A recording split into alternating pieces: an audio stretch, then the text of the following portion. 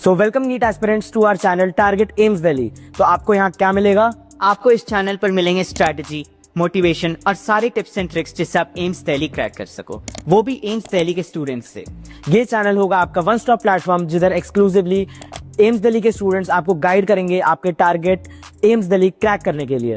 तो जल्दी से सब्सक्राइब कीजिए ये channel. will need 2016 will be tough or not? देखो, अकॉर्डिंग टू मी, अगर मैं ट्रेंड को देख के बताऊं कि क्या होगा क्या नहीं होगा, तो it would be at medium. मतलब इतना ज्यादा हार्ड भी नहीं होगा, इतना ज्यादा इजी भी नहीं होगा, लाइक 24 पेपर। और जो कोचिंग्स हैं अब उन्होंने भी शिफ्ट करा है।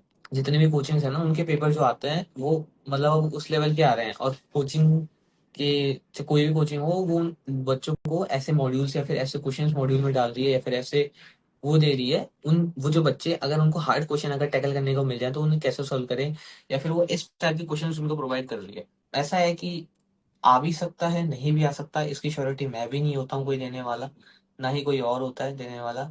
लेकिन क्योंकि लास्ट टाइम का पेपर काफी ज्यादा टफ आ गया था, तो कोचिंग्स उसको लेकर काफी ज्यादा सीरियस हैं कि भाई इस बार का भी आ सकता है। वैरायटी ऑफ क्वेश्चंस वो डाल रही हैं। तो it would be in my opinion, it would be at medium pace, क्योंकि ज्यादा हार्ड भी नहीं होगा कि एकदम डिप्राइव कर दे बच्चों को, ज्यादा इजी भी नहीं होगा कि जैसे जैसे जो रैंक अपलिफ्ट आया था 2024 में वो दोबारा आ जाए। तो मीडियम पेस का पेपर होगा। ऐसा कुछ नहीं है कि आपको बहुत एक्स्ट्रा ऑर्डिनरी कुछ क्वेश्चंस करने की जरूरत है, आउट ऑफ एनसीईआरटी जा रहे हो बायो के अंदर। नहीं, क्योंकि आप देखो, इतना नहीं कर सकते, ऑब्वियस ही बात है, 100 से ऊपर चैप्टर है। और एक बच्चा इतना नहीं कर सकता कि इतने कम टाइम एक एग्जाम को, और कम किसी के पास कम टाइम बचा है एक एग्जाम के लिए, वो इतने सारे चैप्टर्स पढ़ ले और वो भी इन डेप्थ पढ़ ले। वो बहुत मुश्किल है। According to me it would be meeting page. और कोचिंग पेपर भी धीरे धीरे हार्ड आ रहे हैं, तो हो सकता है वो इस चीज के लिए तैयार हो रहे हैं कि अगर क्वेश्चन पेपर टफ आ गया तो बच्चे टैकल कैसे करेंगे। तो आपको बस ये है कि अकॉर्डिंग टू मी, अगर आपको इस हार्ड पेपर के लिए अपने आप को तैयार करना है, क्योंकि मीडियम इजी पेपर के लिए तो ऑब्वियसली आप इन इतनी तैयारी से तैयार हो ही जाओगे।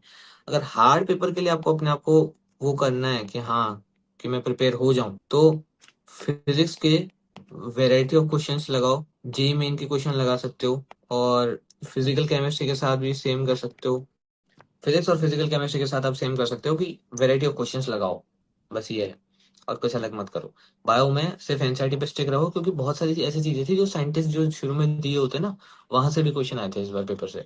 तो वो ऑब्वियसली मैंने तो पढ़ी थी, कई बच्चों ने नहीं पढ़ी होगी या फिर याद नहीं होगी, क्योंकि उसको हम ऑब्वियसली रेगुलर नहीं पढ़ते, चैप्टर पे ही मेन फोकस करते हैं, तो वो छूट गई होंगी।